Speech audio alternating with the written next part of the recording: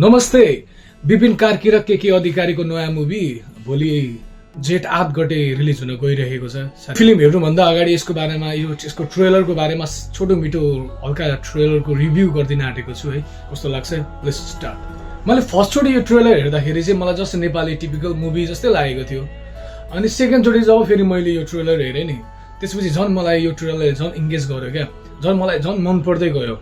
यसको कहानी चाहिँ मोटामोटी यो ट्रेलरमा पनि आदि उदि कहानी त मलाई भन्दैकै छ जस्तो लाग्यो। जस्तै कहानी यो ट्रेलरमा चाहिँ एउटा वैवाहिक कपल काजी विपिन कार्की र कजिनी के अधिकारीको कहानीलाई अलिकति फोकस गरेको छ है।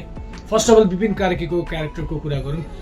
विपिन कार्कीको क्यारेक्टर चाहिँ अलिकति आफ्नो वाइफलाई होइन धेरै माया गर्ने, फुल्ली ट्रस्ट गर्ने, अनि गाउँ समाजमा पनि अब काजी भएको नाताले गाउँ समाजमा के नराम्रो घटेको छ, कसैलाई नराम्रो गरेको छ, त्यो चिजमा स्ट्रिक्ट पनि हुने र मेन चिज चाहिँ आफ्नो बुढीलाई चाहिँ निस्वार्थ माया होइन, धेरै माया, विश्वास त्यति धेरै गर्ने खालको क्यारेक्टर देखाइएको छ है यो ट्रेलरमा चाहिँ।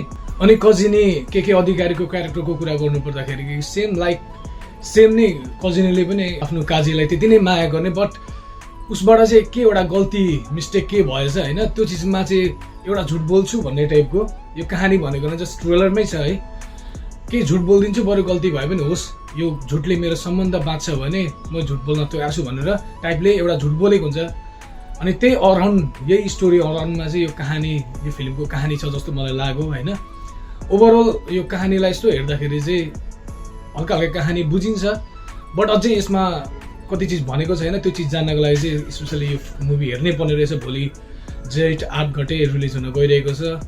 अल ओभर द नेपाल है, सबैतिर रिलिज हुन गइरहेछ। ट्रेलर लुक्स क्वाइट गुड है।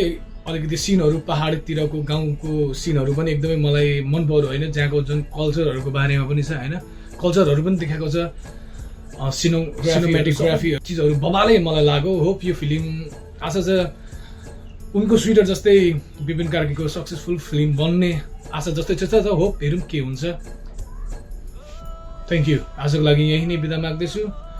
फेरि पनि नेक्स्ट भिडियोमा म आउने प्रयास गर्नेछु। अलिकति मलाई सब्सक्राइब पनि गरिदिनु होला, सेयर गरिदिनु होला। ट्राई गर्दैछु, सिक्दैछु। Thank you.